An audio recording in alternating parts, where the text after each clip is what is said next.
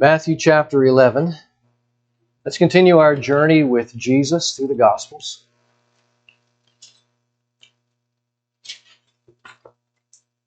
So Matthew 11, I want to look at verses 20 to 24.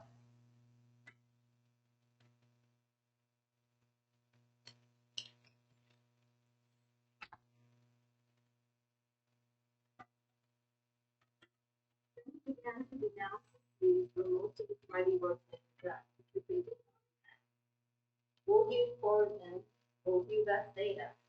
If the mighty works done in you had been done in Tyre and Sidon, they would have repented long ago in sackcloth and ashes. But I tell you, it will be more bearable on the day of judgment for Tyre and Sidon than for you. And you, Capernaum, you will be exalted to heaven, or will you be exalted to heaven? You will be brought down to Hades. For if the mighty works done in you had been done in Sodom, it would have remained in Sodom. But I tell you that it will be more tolerable on the day of judgment for you. The parallel passage for this is in Luke. You don't need to go there. We won't be looking at that specifically. But so that you have it for your records, is Luke chapter 10, verses 13 to 15. Now you will note, if you look at that, recognizing that it's Luke 10 is quite a bit further from Luke chapter 7, where the incident last week with John the Baptist sending two of his disciples to ask about Jesus, that was paralleled here with the first part of Matthew chapter 11. I wanted to stick with Matthew 11 in the sequence that Matthew brings it as we look at the unrepentant cities, because there's some elements that are going to be connected through to the end of Matthew 11, which really follows from what Jesus had spoken about John the Baptist. And then it's going to overlap with Luke chapter 7 with what follows from Jesus addressing the same incident there with John the Baptist, and then it flows into this next thing. And the two of them sort of mesh together really, really well as far as the content of the truth that's being brought to us. So in consideration of what Jesus is speaking here regarding his rebuke, he's rebuking 3 cities. What 3 cities is he rebuking? So we've got Bethsaida,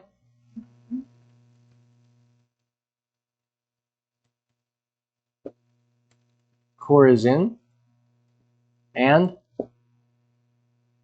Capernaum. Let's have a look at the map if you can, just to remind ourselves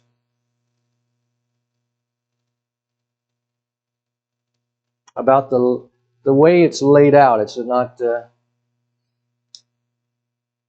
doing the big one? That helps. We'll do the play button, the advance button. All right, so you notice there where Chorazin is, Capernaum, and Bethsaida. So Capernaum, Deb, can you use your... So we've got Capernaum, Chorazin, and Bethsaida. So we have them there, so you get the idea of the proximity that Jesus had as his main base of ministry. Capernaum is his home base. And then he will minister in that region predominantly, but unless he's going throughout the region of Galilee.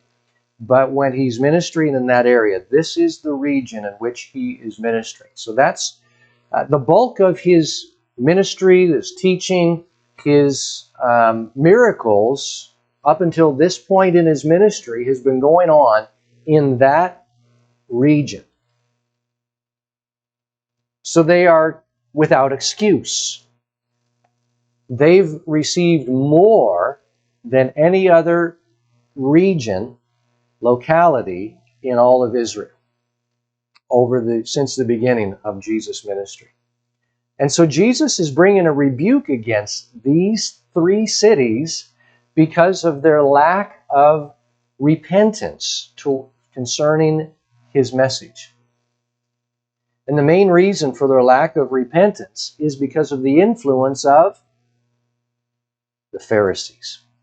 And the Pharisees, of course, they're teaching what is their main emphasis? The oral law, which we will refer to as the traditions of the elders.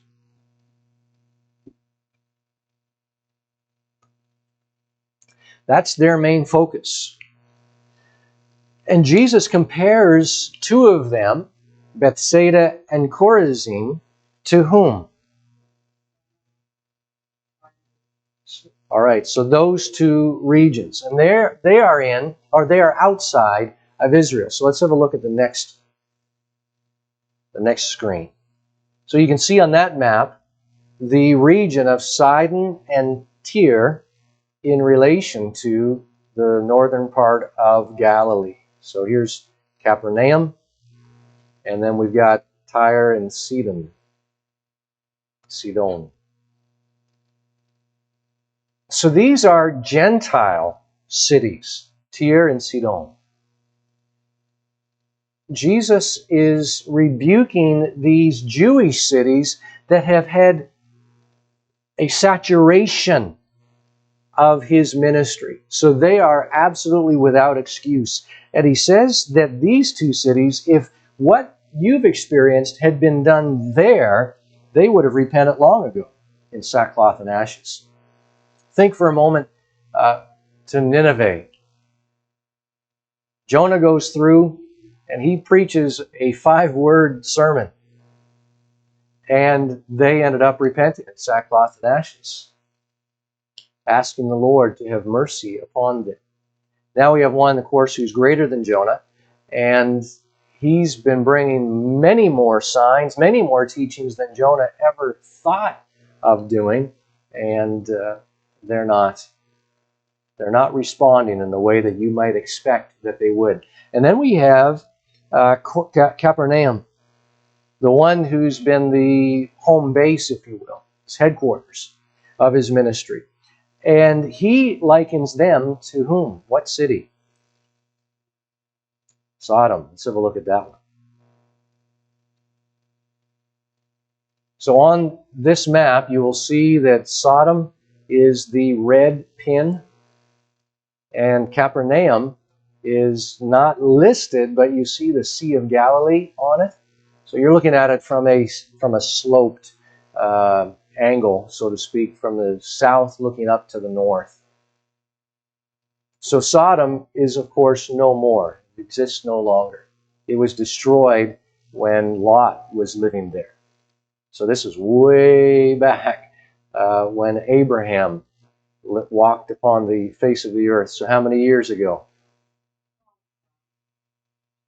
How many? 1,000 from now? From them? So you got to go further back than that. So you're in the right direction. So 1,000 before Jesus would have had you at David.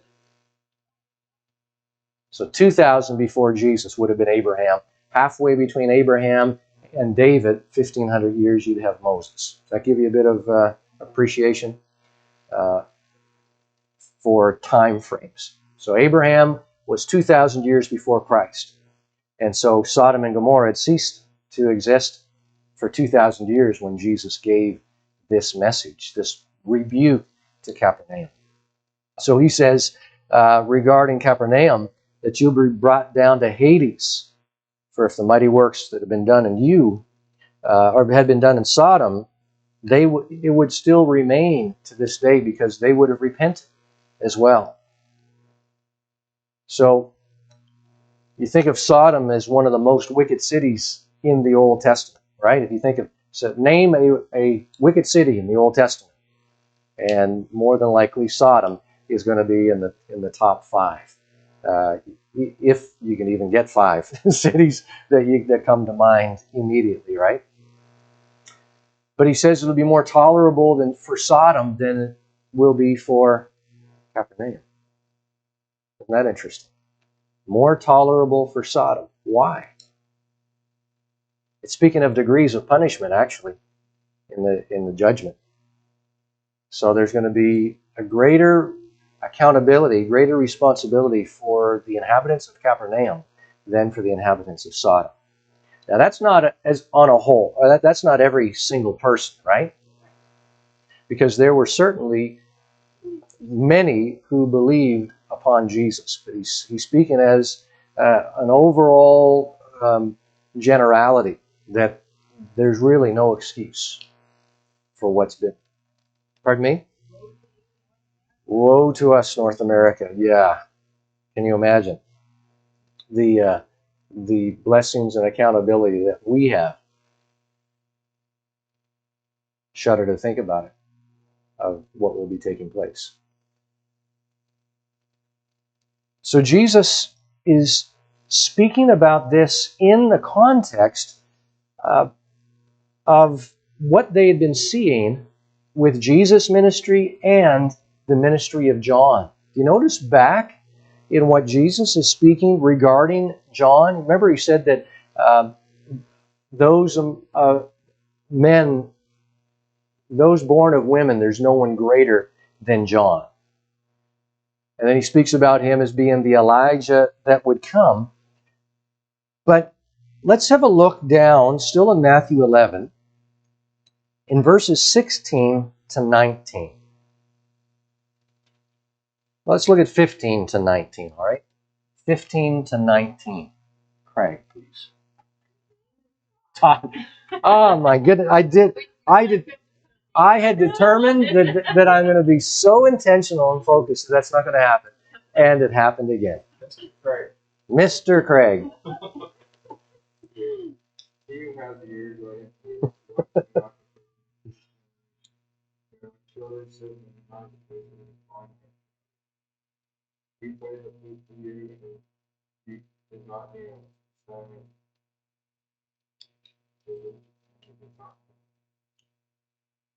For John, neither he nor drink from the side, he is a demon.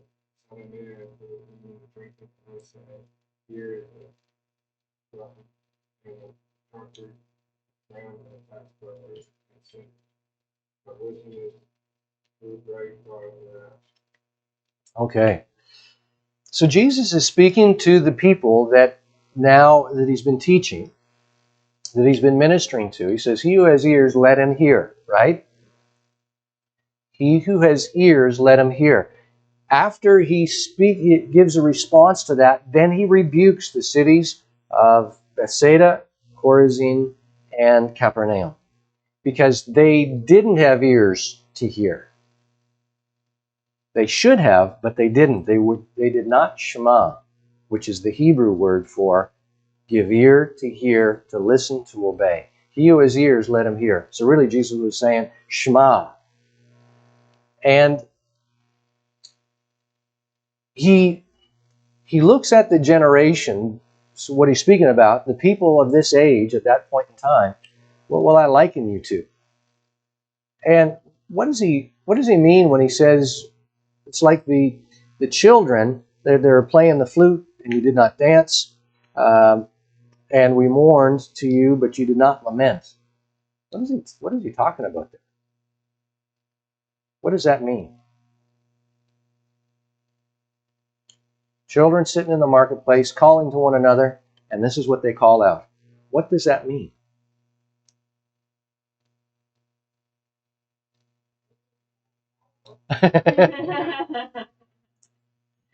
So playing the flute in that day, for us, we think of flute. Well, what comes to mind when you think of playing the flute? Musical, happy, symphony, that sort of thing. That may not be your type of music, but when we're talking about a flute here, it's not this sort of thing. You think more of a recorder, sort of a style of instrument, a reed flute. And so in playing it, it would be very upbeat and peppy. So we played the flute for you and you didn't dance. All right, so you didn't dance. You won't respond to that. How about we'll give a mourning to you, a dirge, if you will, and see if you respond to that. And we did that, and you didn't lament. You didn't mourn with it. So you don't do this on the one hand, and we give you something else. You don't do that on the other. You don't fall anywhere in between. There's no response whatsoever. There should have been a response to at least one of them, but you didn't respond to either of them. That's what that's the meaning of what he's giving here. He says, because John came and you gave this kind of response about him, I've now come and this is your response to me. So you've had an excuse for not listening to John because you said about him, he came neither eating nor drinking, and so he must be weird. There's something wrong off about him, so he must have a demon. So we won't pay attention to him. I've come, and all that you can say about me is that I'm a glutton and a... Why? Because I hang around with tax collectors and sinners. And as a result, we're not going to listen to him either. So you're not happy with the one, and we give you the other. You're not happy with him either, with me. Now, it's not meaning that one was right and the other one was wrong. It just means that both came in different styles, but you didn't acknowledge the truthfulness of either of our ministries. And then he says, wisdom is justified by her children or justified by her actions or works. What does that mean? I was saying that and applying that in reference to John the Baptist and himself. What does that mean about wisdom will be justified by her actions?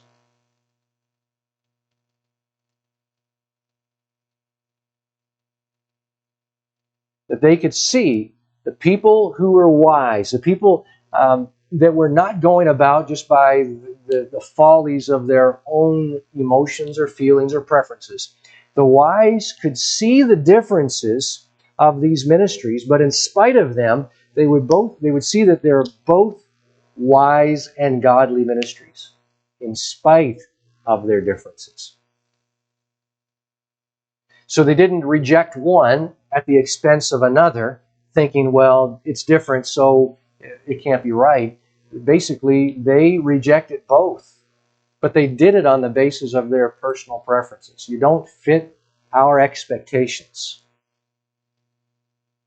But wisdom, in other words, those who walk according to wisdom will be able to judge according to actions, according to what is right. They're justified by her children is another way, is more of the Hebrew way of speaking it, meaning that those who are the offspring of wisdom recognize the wisdom of God. And so those who are born of wisdom, wisdom from above, they will justify wisdom. In other words, they will see what is right and godly, and they will judge rightly. He says, you haven't done that. And then that's why he then goes in to rebuke the cities that have received this ministry. Bethsaida, Chorazin, Capernaum. Does that make sense now, bringing some things into some context? It's not just standing alone that Jesus is rebuking these cities. Then he continues. Verse 25, and we're going down to verse 30. Still Matthew 11, right? At that time, Jesus said, I praise you, Father, Lord of heaven and earth, because you have hid these things for wise and revealed them for the children. Yes, so this is what you will do. All things have been committed to me by my Father. No one knows the Son except the Father. No one knows the Father except the Son. No one who the Son chooses to reveal. Come to me, all who are weary and burdened, and I will give you rest. Take my yoke upon you, for I am gentle and humble in heart, and you will find rest for your soul. My yoke is easy and burden. It's interesting that Jesus speaks about wisdom is justified by her children, back in verse 19, or is justified by her actions. In other words, seen for what it truly is. But then he says down in verse 25, he speaks about the wise in a different context here. He's not speaking about the actual wise and the prudent, but those who are wise and prudent in their own eyes. Paul does a similar thing when he writes to the church in Corinth, when he speaks about them, that you walk according to wisdom, but it's a wisdom of this age, of this world, not a wisdom according to God. He rebukes them a couple of, if you think you're wise, and then he'll go on and give a rebuke regarding that. Well, let's look at what he says here.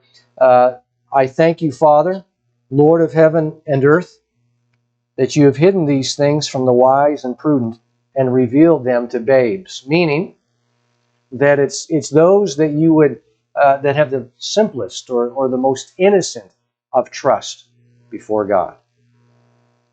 So those that have hearts that are pure and respondent to God, not those that think they've already attained, they've got it all figured out. So with this, in the rebuking of their pride, let's think about this idea, what he's saying, you've hidden it from the wise, you've made it known to babes, those who are wise might say, let's not even give any time to these children. And even the disciples were guilty of that at one time, weren't they? In what way?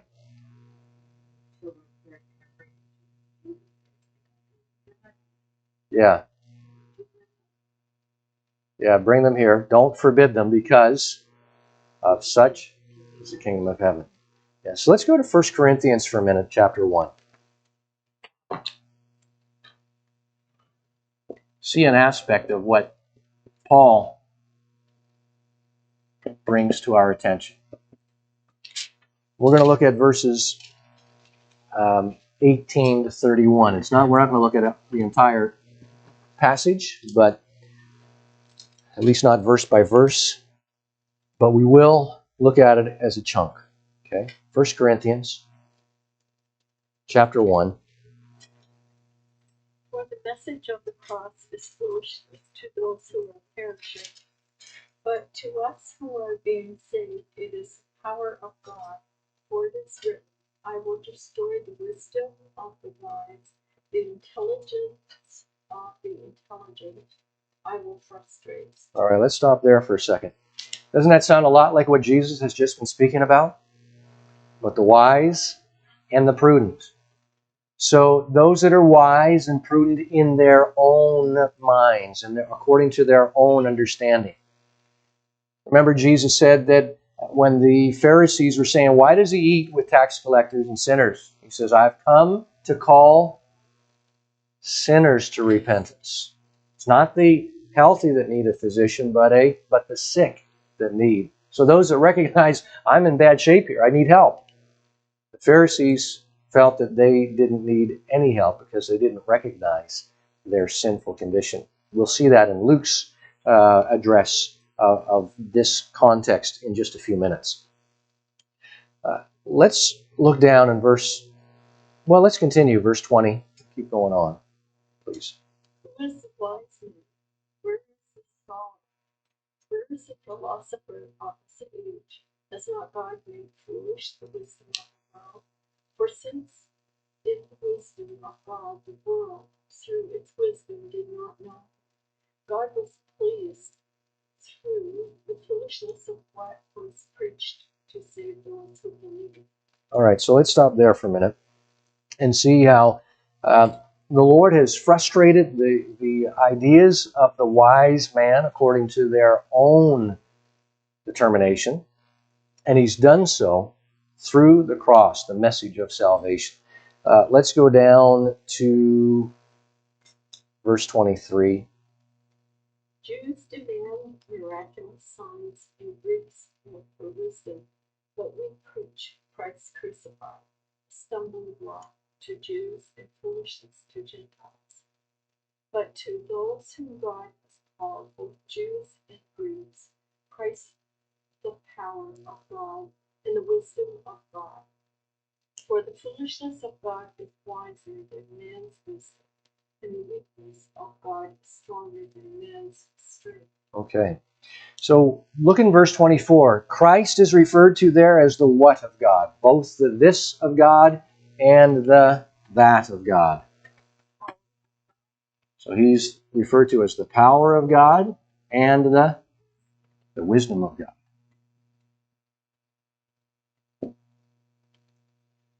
The people of northern Galilee figured that their own ideas was what wisdom was. They didn't recognize that Jesus is the wisdom of God. Or that John came in that same ministry performing the call of God according to God's wisdom. And then God, we see, Paul tells us that he calls the weak to confound the strong, calls those that are not noble or mighty in the foolish things of the world in order that they would confound the wise. In other words, it doesn't make sense to the wise, it doesn't make sense to conventional thinking. This is what Jesus is speaking about. This is what he's been preaching all along, and this is why he's rebuking them, because they have rejected him. Picky eaters, I guess. Pick and choose.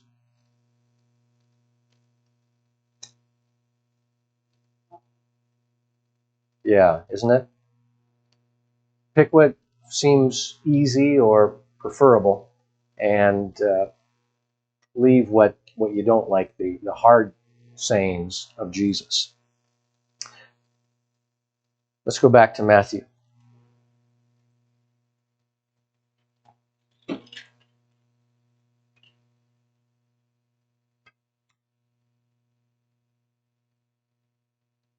So in verse 28,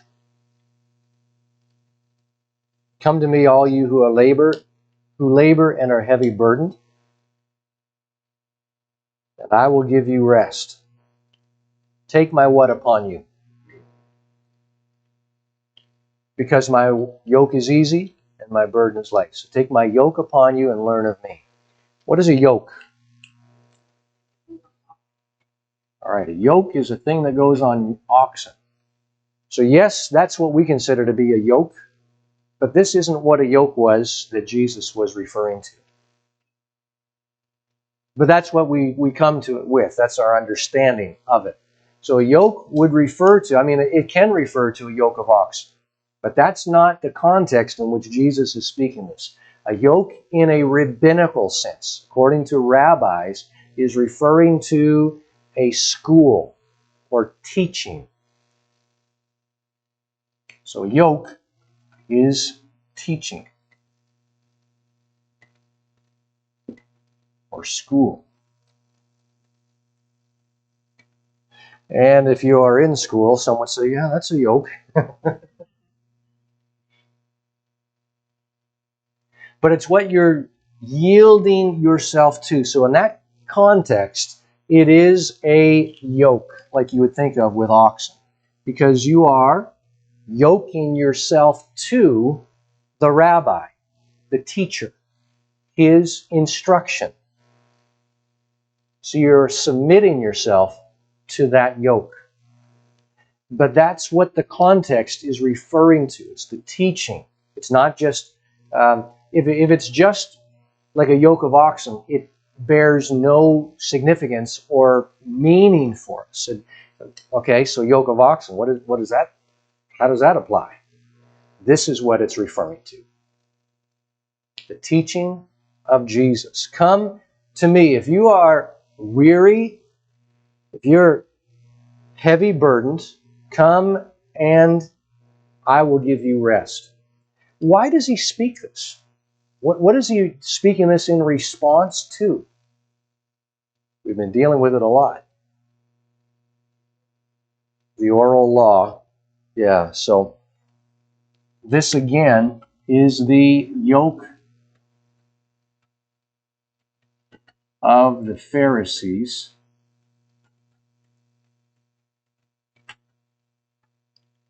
as opposed to the yoke of Jesus. The yoke of Pharisees. Let's just get a little picture of the yoke of the Pharisees. Let's turn ahead in Matthew to chapter 23.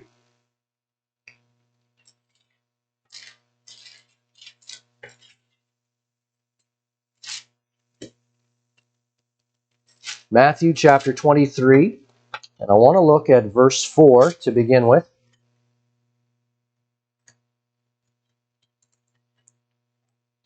Johnny, please. Matthew 23, 4. They tie up heavy loads and put them on men's shoulders, but they themselves are not willing to lift a finger to move them. So this is what Jesus is referring to regarding the yoke of the Pharisees. They give you these teachings. It's based on the oral law. They are heavy, heavy burdens. That yoke is going to wear you down. It's going to weigh you down. And he says this is what they do. He's speaking about, look back in verse 2. The scribes and the Pharisees sit in Moses' seat. And then in verse 4, they bind up these heavy burdens. They're impossible. They're hard to bear, and they lay them on men's shoulders. So that's the picture of a yoke, but it's the teachings of the oral law. Hard to bear, hard to receive. And he says they do this, and they don't even so much as lift a finger to help them to carry it. They'll drop it on them, but they won't do anything to help them to bear the weight of it. It's like, there you go, now go and accomplish it. Let's go down to verse 13.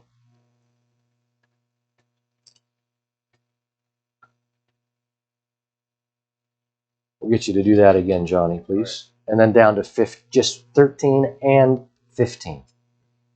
Woe to you, teachers. Woe to you, teachers of the law.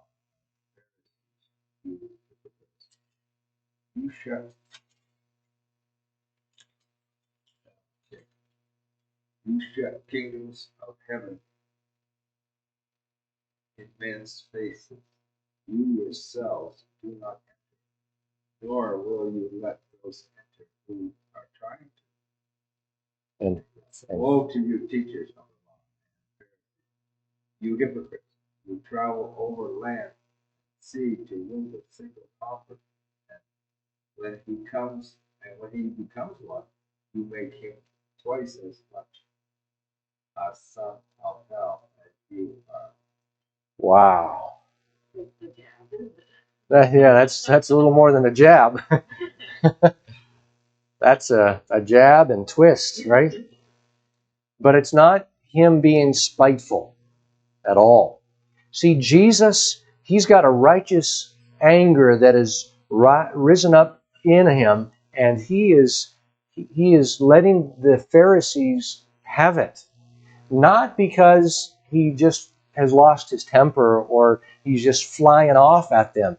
It's the anger of God against injustice, against taking liberty with interpretation or heaping things upon the Word of God, adding to it and presenting it as though it is the commands or the requirements of God. And it ends up weighing people down and turning them against God himself. Notice the last part. You make him twice a son of hell as you are. In other words, you're not leading them into righteousness. You're not leading them into the kingdom of God.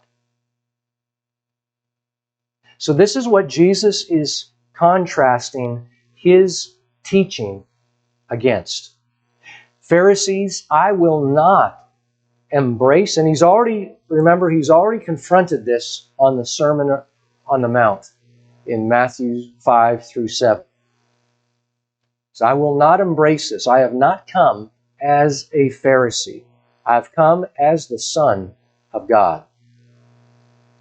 And so that's why he says, come If you're laboring, you've been working, trying to get into the kingdom, and you just feel like you're so worn out and so heavy and burdened down, if that's you, come to me and I will give you rest. In other words, he's saying, come to me, I'm going to take that burden off of you. I'm going to remove that yoke. If you'll allow me, I'll remove that yoke. And he says, I will give you my yoke. It's still a yoke, but my yoke is different. My yoke is easy. It's light. It's every bit as demanding. It doesn't mean that there's not expectations and requirements of God, but it means that He's not expecting us to do it in our own strength. Where they won't even lift a finger, Jesus comes and He says, all right, I'm getting in the yoke with you, and I'm going to do the heavy lifting. I just want you to be here with me, and you follow alongside and receive and believe and walk in my commands, my teaching. You see the difference?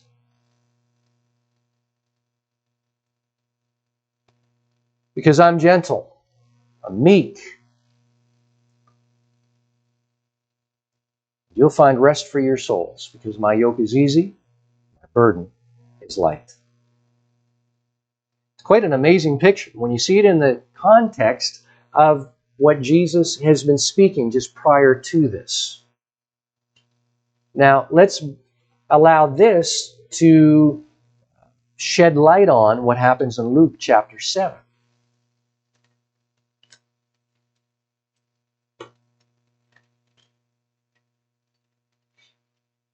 Now remember, all that we've been looking at, Jesus is leading us through the Gospels or through His ministry, and it's against the backdrop of the Exodus. And the backdrop here would be the law that God had given to Moses to give to the people of Israel. And so Jesus is bringing the people back to the righteousness of the law, the purity of the law, but He says, listen, you don't have it in yourselves to fulfill the righteous requirements of the law. That's what I've come to do. I've come to fulfill the law on your behalf. And I'm not adding to, and I will not allow those who have added to the word to put this heavy burden on you. So I've come to strip all of that away, to say I've come to fulfill it on your behalf. Now come and take my yoke. Come and learn of me. I'll teach you a new way, a different way from what the Pharisees have been bringing to you. So in Luke chapter 7, after Jesus says, but wisdom is justified by all her children, or by its works, in verse 35, Matthew 7:35, then we see an encounter that Jesus has with a Pharisee. And we see the contrast that goes on. This really is the picture of playing out of what Jesus spoke about in Matthew chapter 11, these latter verses that we just finished reading. So it is a lengthier passage, but we will read it because we want to take it in context and deal with it as such. All right. So let's look at verses 36. Remember, this is right after what Jesus has responded to the people regarding John the Baptist, just as He had in Matthew chapter 11. Let's look at it through the lens of receiving His words and coming to Him as a babe, as it were, and responding to the drawing of the Father to truth.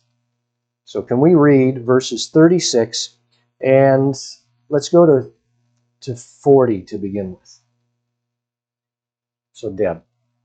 One of the Pharisees asked him to eat with them, and he went into the Pharisee's house to recline at table. Behold, a woman of the city, who was a sinner, when she learned that he was reclining at table in the Pharisee's house, brought an alabaster flask of ointment, and standing behind him at his feet, weeping, she began to wet his feet with her tears, and wiped them with the hair of her head, and kissed his feet, and anointed them with the ointment.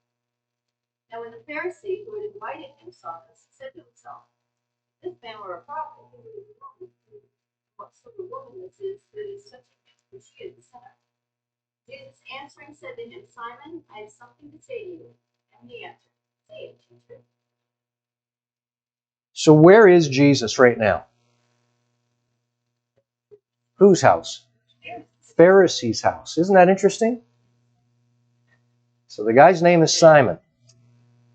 But what we're drawn to is the fact that Simon is a Pharisee. What has Jesus been contrasting? What have we been seeing? There's this butting heads of the Pharisaic teachings and the teachings of Jesus. Now we've got this Pharisee. There have been some Pharisees that have turned to Christ, but not this one. At least we don't have record that he does. Why does Simon invite Jesus to his house? I think part of it is to see if there's something that he can do to reject his teachings. In the guise of being hospitable. How do we know that? Well, it's going to become evident throughout what takes place during the meal. All right, so they've sat down to eat. And as they sit, they don't sit at a meal like you and I are sitting, or like you are sitting at a table right now. When they would have lower tables, so the legs would be quite short, and they would recline at the table. And as such, they'd prop themselves up on their left elbow with their feet behind them, draped behind them.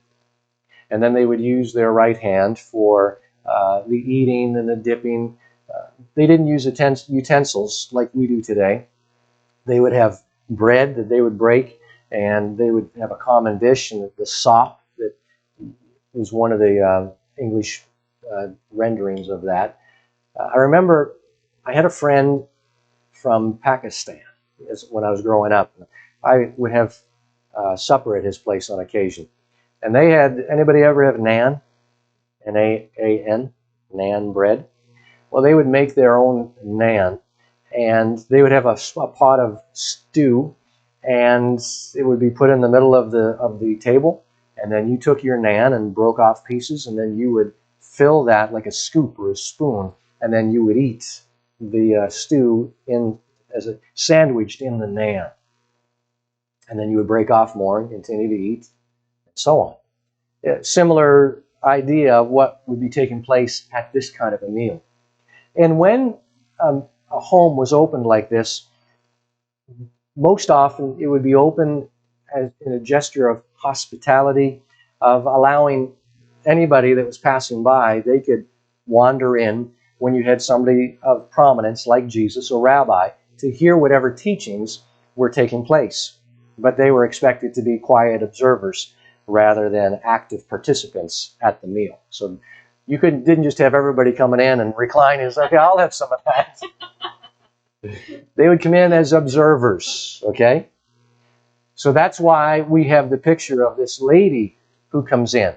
You look at that and it's like, well, what did she do? Like, if that happened at your home and a stranger just walked in your house while you had company for a meal, you'd be like, what are you doing? Leave, right? Yeah, because in our context, our way of thinking, we don't have this mentality, we don't have this concept at all. So it's very much an open door policy, open door concept in the Middle East at this point in time. Even to this day, even to today in some cultures. Not more of the modernized cities, but the Bedouin type cultures, you would still experience this type of thing. If you're a stranger going by, they would invite you into their home, to their tent. You would be invited to eat with them. They never met you before. And then they would pray a blessing upon you and then send you on your way. Could be an angel, but yeah, but that's not what we're referring to here. But yeah. But literally and actively, this is what would take place. So that will help give us a little bit more of an understanding. How did this woman get into the house, into the dining room and not be? Why didn't Simon kick her out rather than just, if Jesus knew who this was? All right, so we have this woman then, a woman in the city who was a sinner. So Luke is referring to her as a sinner. A sinner, as Luke is using it here, is a euphemism, figure of speech. It's a polite way of saying she was any idea? Anyone know? A prostitute. So that was a polite way of saying a prostitute. She knew that Jesus was at Simon's house. Although she probably wouldn't have been welcomed at other occasions, she risked it to come at this point in time.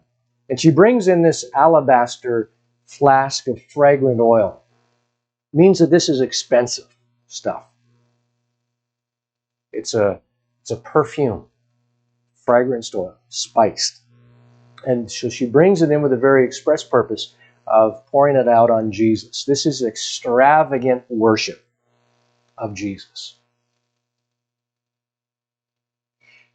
So she stands at his feet. And so this is how we get the picture with him and the others reclining at the table with their feet away from the table. It's now easy to recognize how she could be standing at his feet. Can't do that. I'm not standing at your feet.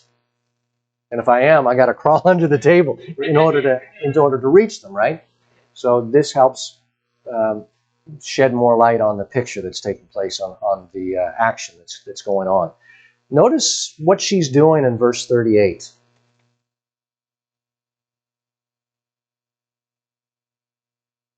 What are her actions? She's crying. But what is, okay, big deal. Washing his feet with her tears.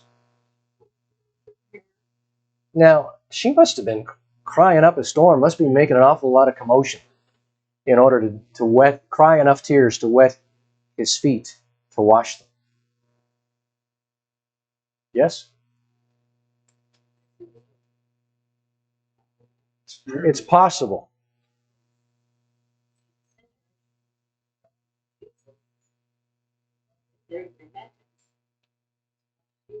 Much tears. I've had you cry on my shoulder, but you've never cried enough tears, even in your saddest moments or most emotional times, in order for there to be enough waterworks to wash my feet, let alone, or my face. My shirt has gotten wet, but there's never been enough in order to wash my face, or wet my face, or to wash my... All right, stay on track, folks. That's besides the point. Focus with me here. Jesus' feet. Now think about feet in sandals in Israel, dirty streets, dusty roads, and she's washing his feet with her tears. Now, the most you've cried with your tears might be enough to wet feet, but there's certainly not enough to wash dirty feet, I would suggest. But the scripture speaks about tears that are kept in bottles. And so there would be, quite possibly, this woman had bottled her tears over the years. It was a sentimental thing and sort of calling on God, remember my tears. And so it may be that she brought a bottle of her tears, which in and of itself sounds, that was a literal thing that they did, yes.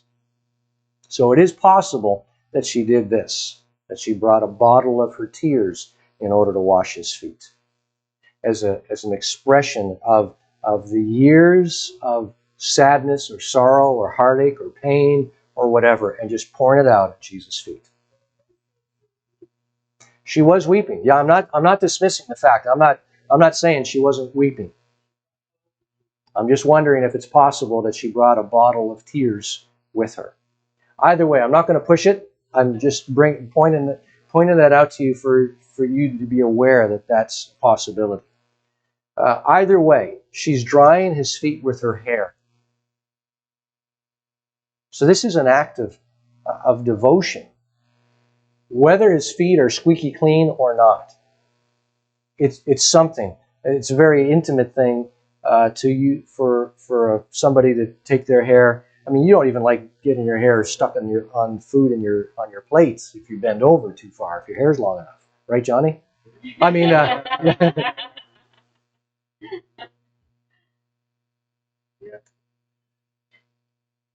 all right. And then she kisses his feet. So it's a very public, vulnerable display of worship. She was hurting. But she recognizes that there was one who is greater than her sin. And that's why she comes to Jesus. She's been exposed to his ministry. She was one of the ones that was hidden these things from the wise and the prudent, but you made them known to babes or little children. Like this woman, she came with childlike faith. Simon? No. This woman? Yes.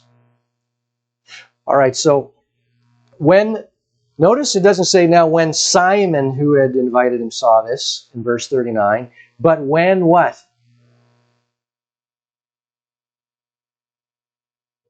When the Pharisee.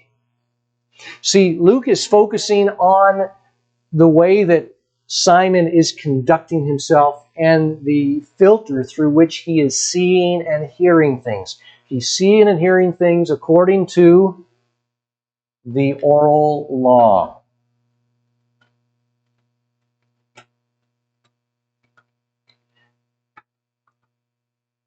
The oral law gives this idea that I can attain acceptance with God based on my acts of righteousness, not based on my faith and trust in God alone. Remember that the tax collector and the Pharisee had gone to the temple. The tax collector said, I'm not worthy to he beat his breast, I'm not even worthy to look up and call upon you, God. The Pharisee says, yeah, basically, yeah, I fast twice a week. I give a tithe of everything of my spice and dill and cumin. And he says, basically, I'm much better than everybody else. I'm so glad I'm not like this tax collector. He had pride, yeah. So I thank you that you didn't make me like a tax collector. You made me a Pharisee. But Jesus said, unless your righteousness exceeds that of the Pharisees, you cannot enter the kingdom of heaven. So that almost sounds like unless you work harder and longer and try much more diligently than the Pharisees at first glance. But that's not what Jesus is saying. He says you need to have a righteousness that's of a different source than the Pharisees. And that's from God, and his righteousness exceeds the righteousness of the Pharisees, because the Pharisees' righteousness is like, Isaiah tells us, filthy rags. So the Pharisee who invites him sees this, and he thinks to himself, if this man were a prophet, if he really was a prophet, like he says, that he would know what kind of woman this is,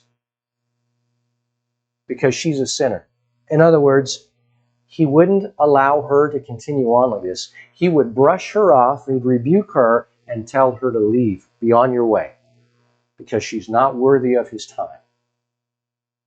It's interesting that Jesus doesn't dismiss Simon. Simon is worthy of Jesus' time just as much as this woman is. It's just a matter of how his time is going to be received by these two different individuals. So Jesus, knowing his thoughts, speaks to Simon. I have something to say to you. So Jesus, in speaking to Simon in a way that responds to Simon's thoughts, demonstrates right there that he was proving, that he is the prophet that he says that he really was one. He's showing that the source of his knowledge is supernatural. It's not just taken in by his senses. This comes from God. So he's proving to Simon the very thing that he's questioning. Let's continue on. Verse 41, let's go down to 44. Todd. Two men owed money. One owed him 500 denarii, the other 50. Neither of them had the money to pay him. So he canceled the debts of both. And which of them loved him more? Simon replied, I suppose the one who had the bigger debt canceled. You have judged correctly.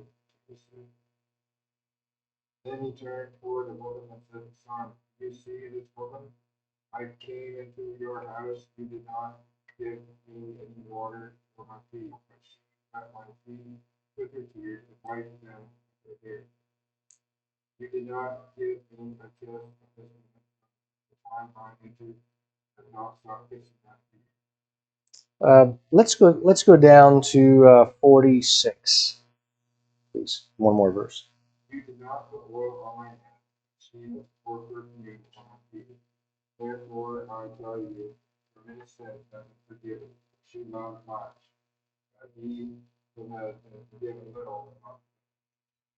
So when he wants to respond to Simon's thoughts, the things that he's spoken in his heart. And when he says, go ahead, he does so. And then when he responds regarding this, so Jesus gives this idea about two debtors. They both owed a moneylender certain amounts of money. And he said, so who do you suppose loved the moneylender more? And Simon responds, I suppose the one who had the bigger debt forgiven. And of course he says, yeah, you've answered correctly. So basically, the greater the debt forgiven, the greater the love, or greater the debt of love that is given in return. So when he responds and says, I suppose it's the one who has the bigger debt forgiven, Jesus says, you've answered correctly. Then he says, then he turns to the woman and says to Simon. So he gives his focus and attention to the woman as he's speaking to Simon. Isn't that interesting? He doesn't keep speaking to Simon, ignoring the woman. But he gives his attention to the woman while he's speaking to Simon, wanting to draw his attention to the woman and her act of faith, her response to the debt of forgiveness. So he turns and says, listen, you offered me none of the common courtesies. You offered me no oil for my head, refreshment, cleansing. You didn't wash my feet, which was customary. We even have a picture of that in John chapter 13, the night that Jesus shared the Passover meal and instituted the Lord's Supper. When supper was over, he takes his outer garment off, wraps a towel around his waist, grabs a basin of water, and then he goes and washes the feet of his disciples. Because nobody had considered to do it when they came in. Jesus could have had done that when they first arrived that night, when they arrived to come in, but he was given opportunity to them, although they weren't even mindful of it, giving them opportunity to do so that when it came time for him to demonstrate the full extent of his love, by doing this, that they would recognize, oh boy, did we ever drop the ball here. Nonetheless, this was customary. So the host, the person doing the host, they would then be responsible for doing it themselves or making sure that there was somebody to look after this common courtesy. But Jesus says, you didn't do any of this. And of course, if you are familiar with the Middle East or even in Eastern Europe, many countries, that here we greet one another with a handshake or possibly with a hug. We use elbows now. All right, true enough. But if you're in France, for instance, or somewhere in the Middle East, how would you be greeted? Kiss on either cheek. Pre-COVID. There may be some that still do it. I have no idea. But anyway, nevertheless, that's how a greeting would be given. That's why Paul says, greet one another with a holy kiss. So he says, you didn't give me a greeting of a kiss. In other words, a kiss of friendship, acceptance, receiving me. It was more of a business transaction. Just come in.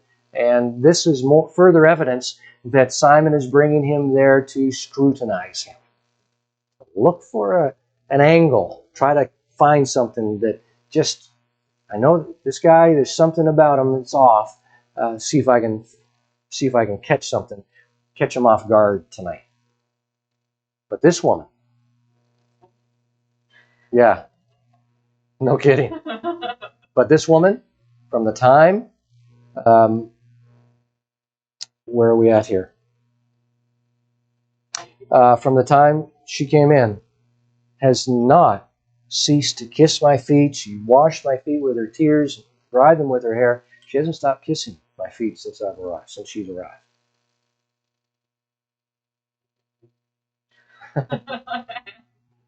We're going to assume that she's kissing the top of his feet rather than the bottom. You didn't anoint my head with oil, but she's anointed my feet with fragrant oil.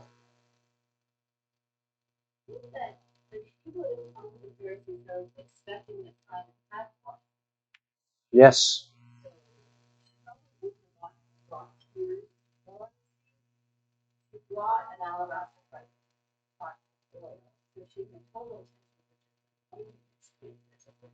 Mm-hmm.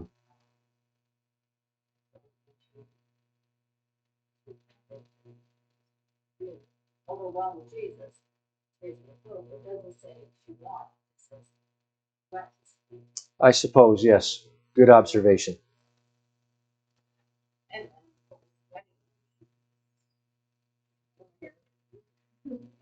Done the best she could in order to clean them as best possible. And then he speaks something profound. In verse 47, as Todd has already read for us,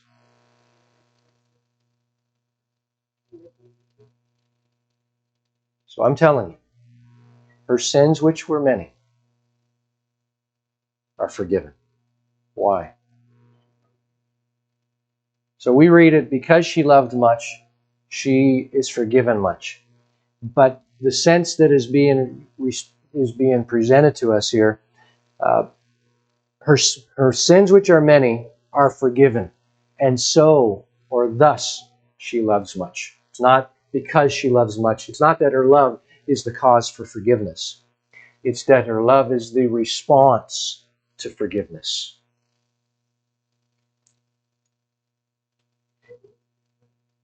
It is because, but the sense in which it's being used in the sentence is a thus she's loved much, or she has loved much. Right. So probably a better way for us to understand it, because she has loved much, thus, or because she's been forgiven much, thus she loves much. But to whom little is forgiven, the same loves little. So he's using the same sense, if you will. So who will love the moneylender more? The one who's been forgiven more. And so he carries that forward to this woman. She's been forgiven much, thus or therefore she loves much. But the one who's forgiven little loves little. So he's speaking this loving little to Simon. Was he forgiven little? It's a matter of perception, right? Look back at what Jesus says regarding those two that had debts.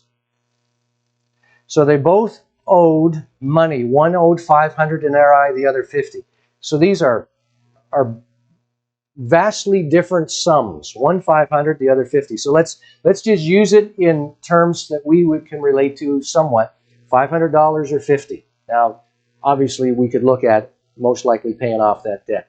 But the difference of those two debts of 500 or 50, or if you're going to say 5,500, or you keep on upping, you realize the difference between the two debts is quite a vast difference between the two.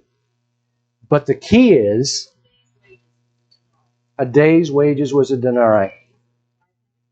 Yeah. So you're looking at a year and a half versus almost 2 months. Either way, the focus is not upon the amount of the debt. It's on the fact in verse 42. What does he say? Neither one of them had anything with which to repay. So neither one could pay the debt. So the 50 denarii debt for that person was just as great for him to try to pay it back as the one that owed 500 denarii.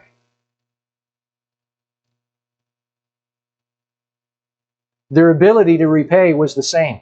They didn't have it. That's the focus.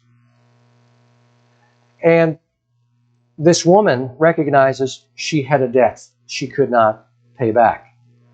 Simon's problem is he doesn't think he has a debt. That's the difference. Although his debt is being offered to be forgiven, he's not even willing to acknowledge that he has any debt whatsoever. So he doesn't love Jesus. He's just there has Jesus there as a tool, a means to an end. So let's look at verses 48 to 50.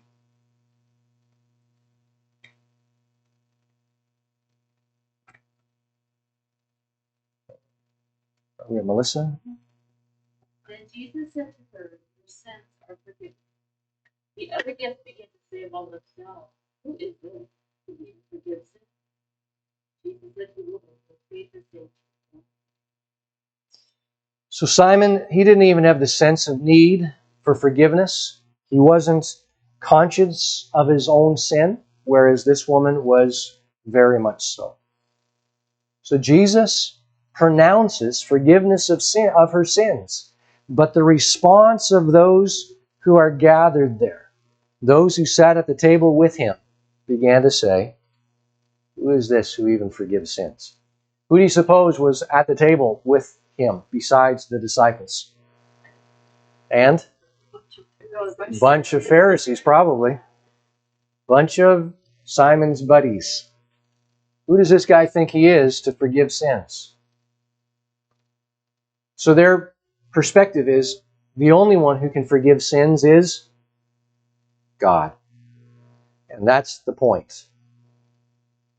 Only God can forgive sins. And that's why Jesus is doing this. Because he is God. And so he speaks to this woman, your faith has saved you. Go in peace.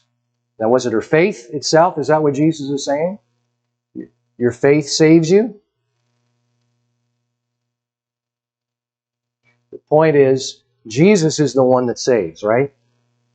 It's our faith in him that receives or responds to that saving, to that salvation. So when Jesus says your faith has saved you, what he's speaking of there is, well, Paul speaks of it like this in Ephesians 2, verse 8. It's by grace that you have been saved through faith. So the grace is offered, the salvation is offered, it's received by faith. It's a work of God. The gift of God. It's not of ourselves, so that nobody can boast. And that brings us back to this weakness idea. Remember we were talking about that? The wisdom of this age. Jesus says that that God's wisdom, the cross, has come to confound the wise and the prudent of this age. And that's why Paul says just a little bit later, the latter part of that chapter of 1 Corinthians chapter 1. So God has made Jesus for us wisdom, righteousness, sanctification, and redemption. Therefore, let him who boasts, let him boast in Jesus Christ. And that's what this lady is doing. She's boasting in Jesus. That's what the Old Testament was all about, was pointing towards Jesus. That's why Moses said there's another one, another prophet who's going to come who's just like me, another prophet like me. It's not to minimize Jesus, that he's just a man who's a prophet. But there's another one, another prophet like me. Deuteronomy 18 and verse 18. When he comes, listen to him. Simon here, the Pharisee, he says, if this man truly was a prophet, he'd know what kind of woman this was. But he is the prophet, and he knows what kind of woman this is. It's a woman who is conscientious of her sin, and knows that he is the source of forgiveness. And so she pours her heart out, humbles herself before him. These other ones, they didn't respond because of their pride. She responds because her pride has been stripped away. She's humbled herself before the Lord.